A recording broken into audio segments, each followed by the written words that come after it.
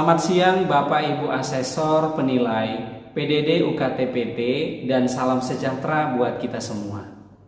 Perkenalkan, nama saya David Sumanto Napitupulu SSI MPD.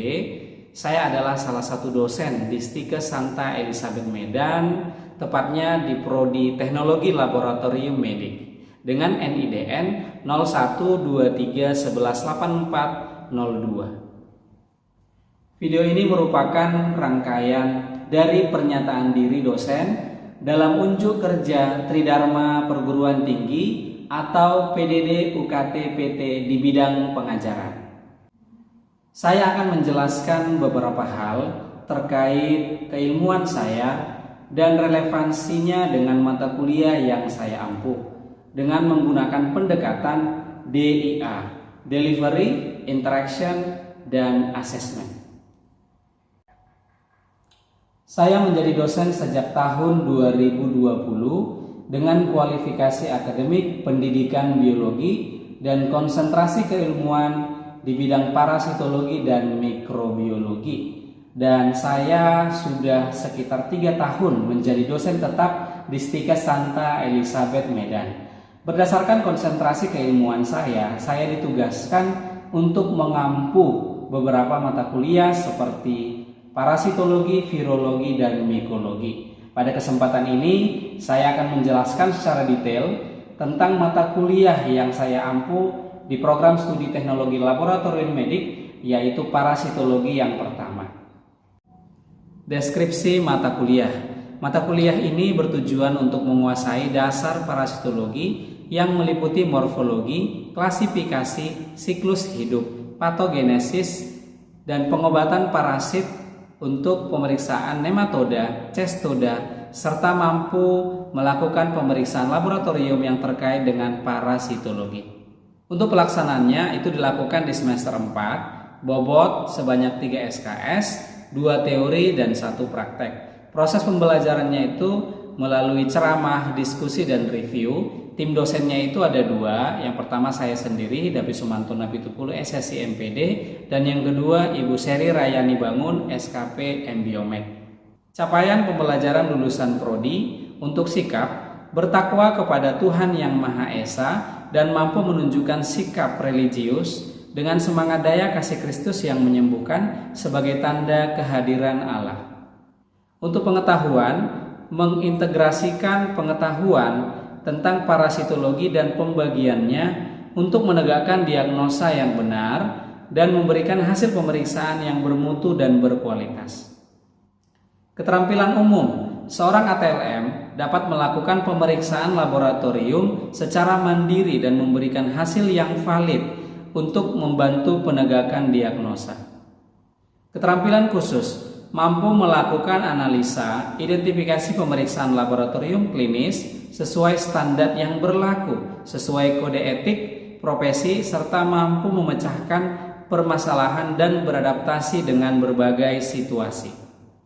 Capaian pembelajaran mata kuliah yang pertama, mahasiswa mampu memahami tentang pengantar parasitologi, tentang istilah-istilah parasitologi, tentang macam-macam parasit, tentang jenis-jenis cacing sebagai parasit, tentang metode pemeriksaan cacing sebagai parasit, tentang faktor-faktor yang mempengaruhi hasil pemeriksaan parasitologi, tentang verifikasi dan validasi hasil pemeriksaan parasitologi, tentang limbah pemeriksaan dalam parasitologi, dan tentang nilai rujukan dan nilai kritis dalam pemeriksaan parasitologi. Bahan kajian yang pertama, pengantar parasitologi, yang kedua istilah-istilah parasitologi, yang ketiga macam-macam parasit, yang keempat cacing dan jenis-jenis cacing sebagai parasit, yang kelima metode pemeriksaan cacing sebagai parasit, yang keenam faktor-faktor yang mempengaruhi hasil pemeriksaan dalam parasitologi, yang ketujuh verifikasi dan validasi hasil pemeriksaan dalam parasitologi, yang kedelapan limbah pemeriksaan dalam parasitologi, yang kesembilan nilai rujukan dan nilai kritis dalam pemeriksaan parasitologi. Metode yang saya gunakan yaitu ceramah, diskusi, dan review. Medianya adalah LCD laptop.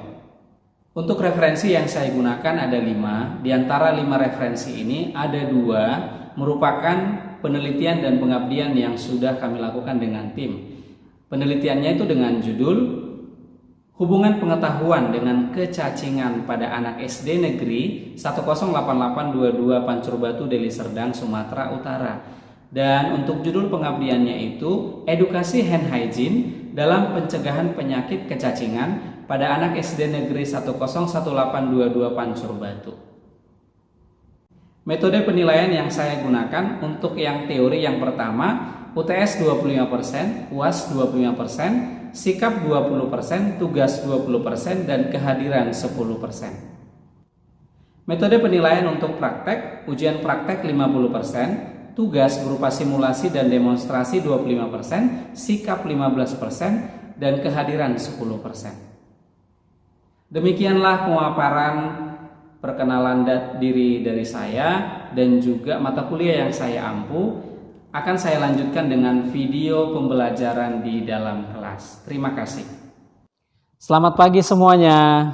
Pagi, Pak. Gimana kabarnya hari ini?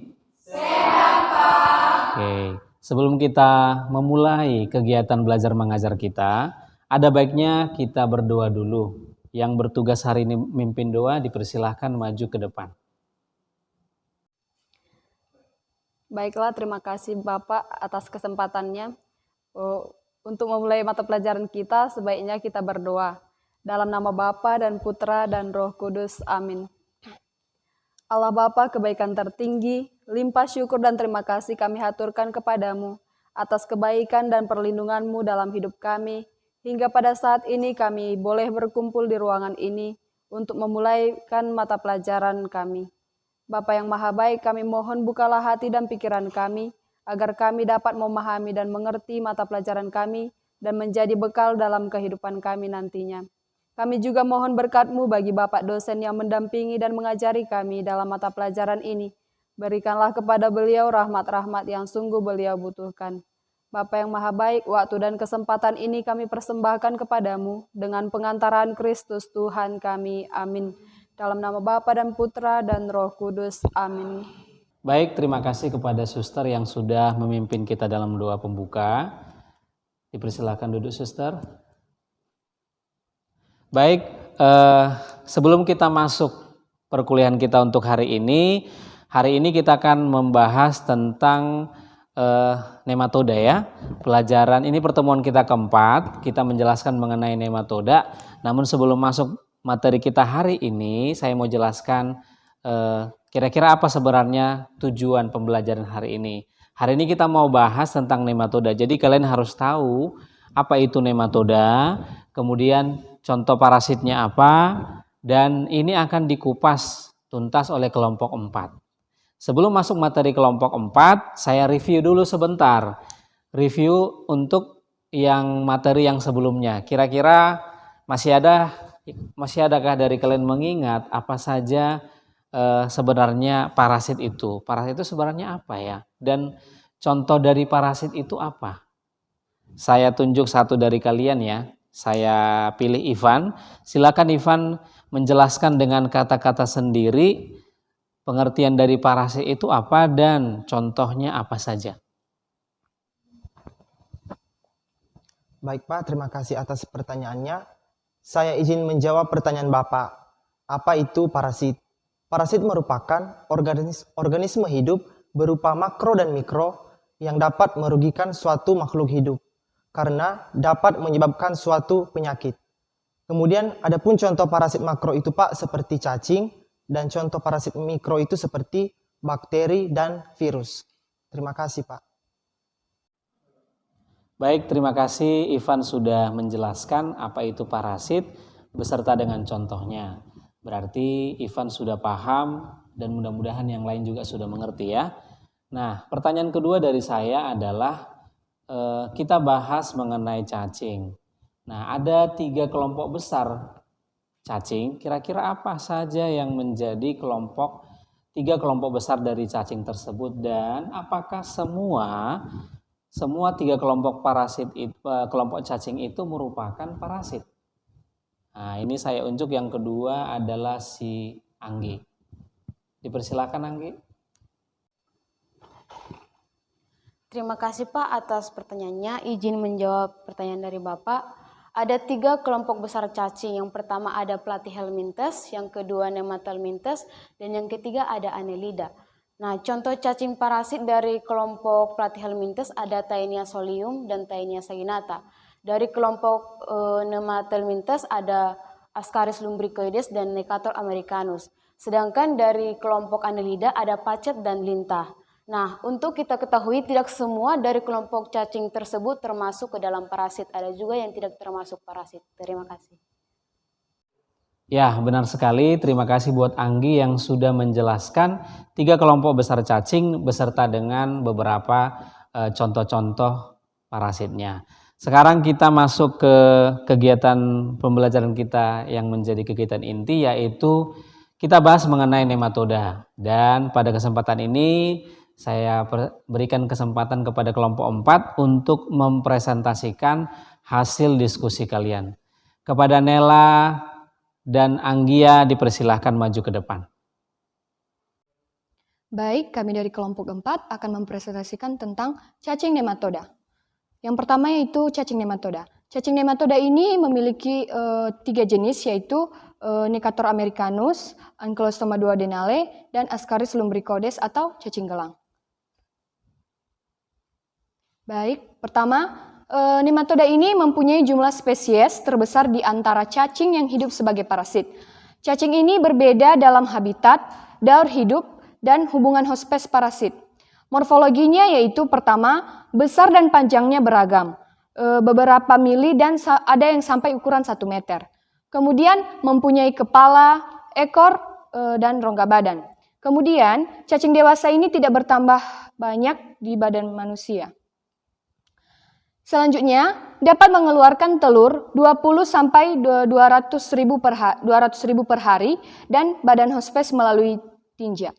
Selanjutnya, bentuk infektif dapat memasuki badan manusia dengan cara ada yang masuk secara aktif, ada yang masuk karena tertelan, kemudian karena vektor.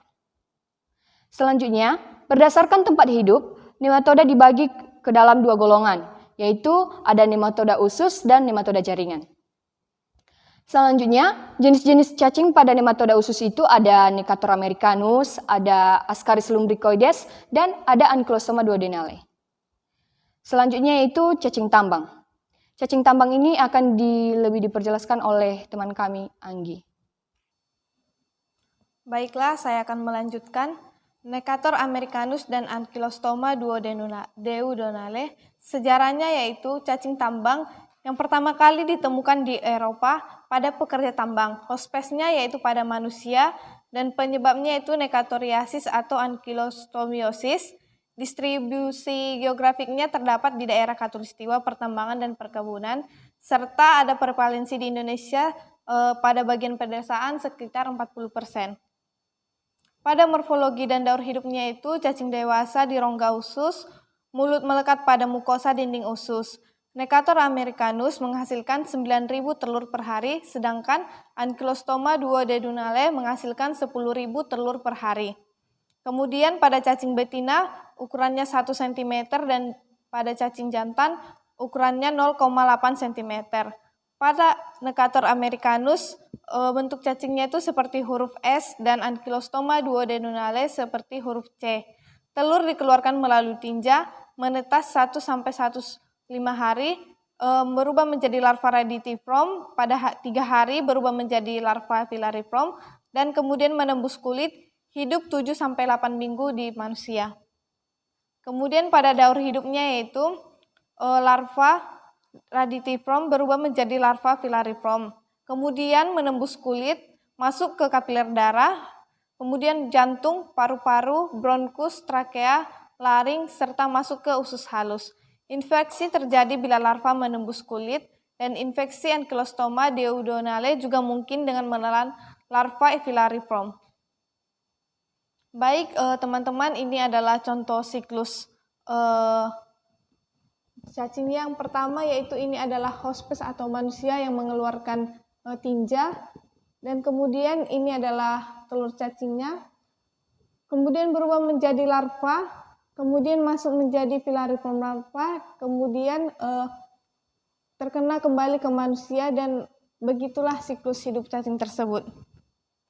Kemudian pada gejalanya stadium larva terjadi perubahan pada kulit atau ground itch. Kemudian pada stadium dewasa tergantung spesies dan keadaan gizi penderita.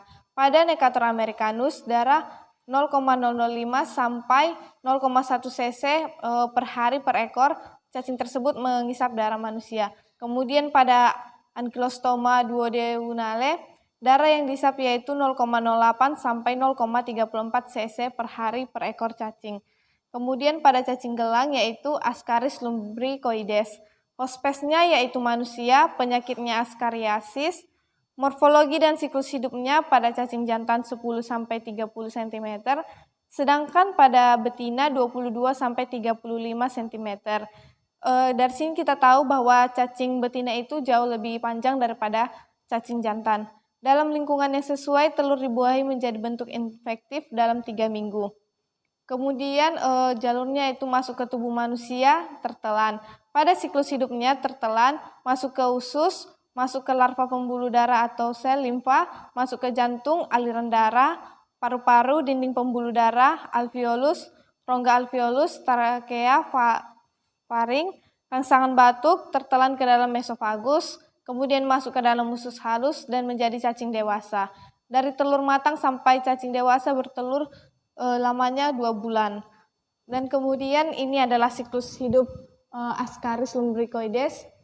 Pada cacing tersebut menghasilkan 2 jenis telur cacing. Yang pertama ini telur yang fertil dan unfertil. Yang fertil inilah yang dibuahi menjadi cacing kembali masuk ke dalam tubuh manusia. Selanjutnya pada gejalanya, gejala pada stadium larva. Ketika larva berada di paru atau terjadi perdarahan kecil pada dinding alveolus dan terjadi batuk. Kemudian pada gejala stadium dewasa, biasanya itu ringan, gangguan usus, mual, nafsu makan berkurang, dan diare. Pada infeksi berat, biasanya anak-anak malnutrisi atau malabsorpsi atau obstruksi usus. Diagnosisnya pemeriksaan tinja secara langsung. Kemudian inilah hasil presentasi kami dari kelompok 4. Jika ada saran atau pertanyaan dari Bapak dan teman-teman, kami persilahkan. Sekian dan terima kasih. Baik, terima kasih kepada kelompok 4 yang sudah mempresentasikan hasil diskusi kalian mengenai nematoda. Sekarang kita masuk sesi tanya jawab. Silahkan saya kasih kesempatan 2 orang untuk bertanya kepada kelompok 4. Silahkan.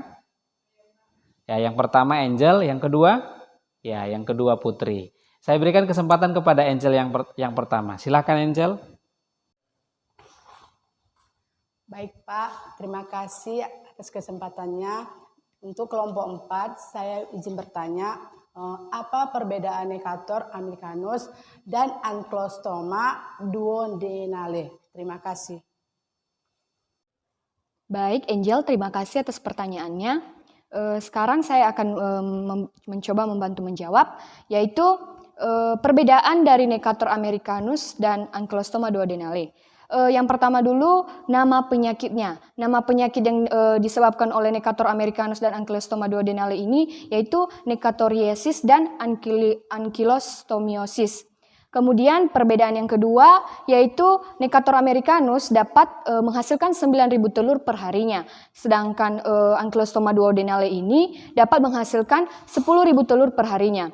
Selanjutnya dari bentuk Necator americanus ini seperti huruf S dan Ankylostoma duodenale ini seperti huruf C. Selanjutnya yaitu Necator americanus ini dapat mengisap darah sampai 0,05 sampai 0,1 cc per harinya per ekor. Kemudian Ankylostoma duodenale ini juga dapat mengisap darah 0,08 sampai 0,34 cc per hari per ekornya. Demikian saja perbedaan dari Necator americanus dan Ankylostoma duodenale. Terima kasih. Bagaimana Angel? Sudah bisa dipahami jawaban dari Nela? Oke. Baik, dilanjut dengan pertanyaan kedua dari Putri. Silahkan Putri.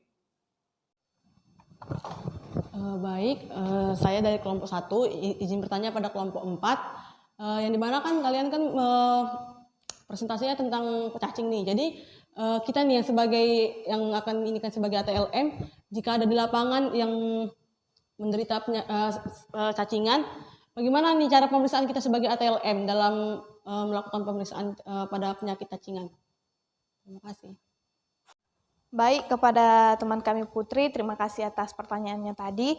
Bagaimana cara kita melakukan pemeriksaan jika di lapangan kita menemukan pasien yang positif cacingan? Adapun langkahnya yang pertama yaitu kita mengambil sampel tersebut, kemudian kita mengambil objek, kita bawa sampel tersebut ke dalam laboratorium. Di laboratorium itulah kita melakukan pemeriksaan. Adapun cara-caranya yaitu kita mengambil objek gelas, kemudian ambil secuil feses tersebut, letakkan di objek gelas, kemudian homogenkan dan campurkan reagen eosin sebanyak 2 tetes di objek gelas tersebut, kemudian tutup dengan cover gelas. Setelah itu kita ambil mikroskop dan amati di bawah mikroskop. Setelah kita menemukan telur cacing di dalam tinja tersebut, kemudian kita melakukan dokumentasi, foto ataupun video. Baik teman kami Putri, apakah bisa menerima jawaban dari kami? Bagaimana Putri, sudah jelas ya jawaban dari kelompok 4. Baik, untuk sesi tanya jawab sudah selesai. Sekarang kelompok 4 silahkan menarik kesimpulan apa yang menjadi hasil diskusi kita hari ini. Silahkan. Pak, terima kasih. Kesimpulan yang dapat kami tarik dari materi kami hari ini yaitu untuk mencegah infeksi cacing tambang ini penting untuk menghindari kontak langsung dengan tanah yang terkontaminasi, terutama di daerah yang rawan infeksi. Menggunakan alas kaki saat kita berjalan di luar atau bekerja di tanah dapat membantu mengurangi risiko infeksi. Kemudian praktik sanitasi yang baik seperti mencuci tangan dengan sabun dan air bersih sebelum makan dan setelah beraktivitas di luar juga sangat penting. Terima kasih, Pak. Baik, kita lanjutkan dengan review ya. Review yang kedua tentang di kelompok 4 tadi kita sudah belajar tentang salah satu namanya Ascaris lumbricoides. Dan untuk kategori cacing ada namanya kelompok STH. Ada yang tahu apa itu STH? Ya, benar sekali. Soil Transmitted Helminth. Jadi ini adalah kelompok cacing yang memang hidup mereka di tanah. Nah, ada 3 kelompok besar yang familiar, Ascaris lumbricoides, kemudian telur cacing Trichurus trihura, dan telur cacing tambang atau hookworm. Sekarang sebagai seorang ATLM kalian harus mengenal bagaimana bentuk telur cacing ketiga kelompok tersebut. Saya kasih tunjuk yang pertama. Ini untuk yang pertama. Kira-kira ini bentuk telur cacing apa namanya? Ya, ini adalah bentuk telur cacing hookworm atau bentuk telur cacing tambang. Nah, untuk yang kedua. Untuk yang kedua ini adalah bentuk telur cacing apa namanya? Trichurus trihura. Ya, atau bahasa Indonesianya adalah bentuk telur cacing cambuk. Yang ketiga ada 2 versi. Versi yang pertama ini adalah bentuk telur cacing apa namanya? Ascaris lumbricoides yang kategori fertil atau dapat dibuahi. Sementara yang satu lagi adalah ini yang tidak dapat dibuahi. Berarti sudah mengenal ya semua masing-masing morfologinya.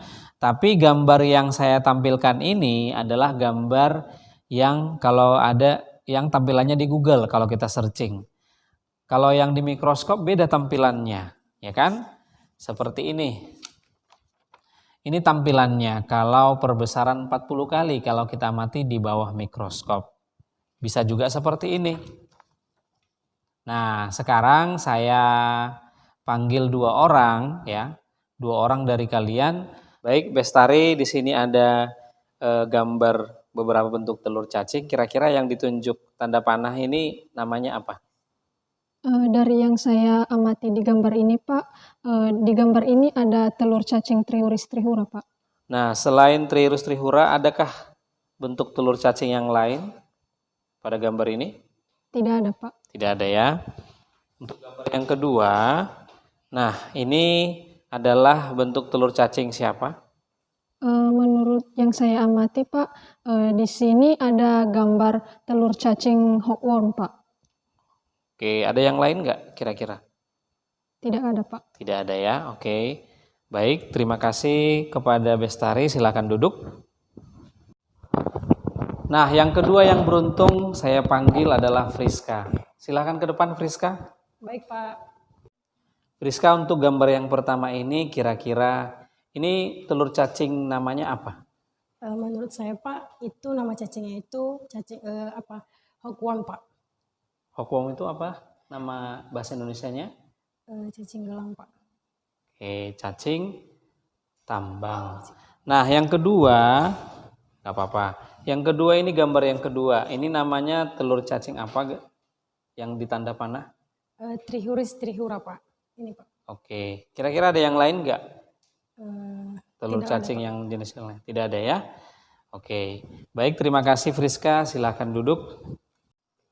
Baik, untuk hari ini saya simpulkan mata kuliah yang sudah kita pelajarin untuk yang kelompok 4 tadi adalah mengenai nematoda. Jadi kalian harus punya kompetensi, pengetahuan tentang nematoda itu apa, morfologinya bagaimana, dan untuk penyakitnya apa saja. Dan sebagai ATLM harus tahu cara metode pemeriksaan yang dilakukan di laboratorium. Dan untuk berikutnya saya kasih tugas yang minggu lalu sudah saya informasikan kepada kalian, itu segera dikumpulkan 2 hari lagi dari hari ini. Kemudian hari ini yang absen siapa? Sarah. Hari ini yang absen adalah si Sarah. Nah, sebelum kita tutup perkuliahan kita hari ini, kembali Bapak ingatkan supaya kalian harus tetap belajar mandiri ya. Setiap yang sudah dipelajari setiap harinya, terkhusus untuk hari ini boleh diulang-ulang di rumah. Ketika nanti masuk UTS ataupun UAS, kalian tidak sulit untuk mempersiapkannya. Baik, 2 penutup dipersilahkan. Siapa yang bertugas hari ini? Silakan maju ke depan.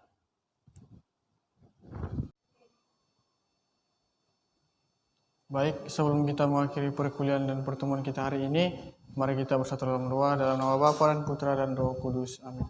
Allah Tritunggal Maha Kudus, kembali kami mengucap syukur kepada Tuhan, karena Kau senantiasa melimpahkan berkat-Mu kepada kami pada siang hari ini. Bapa, kami telah selesai melakukan proses belajar dan mengajar. Terima kasih atas berkat penyertaan-Mu.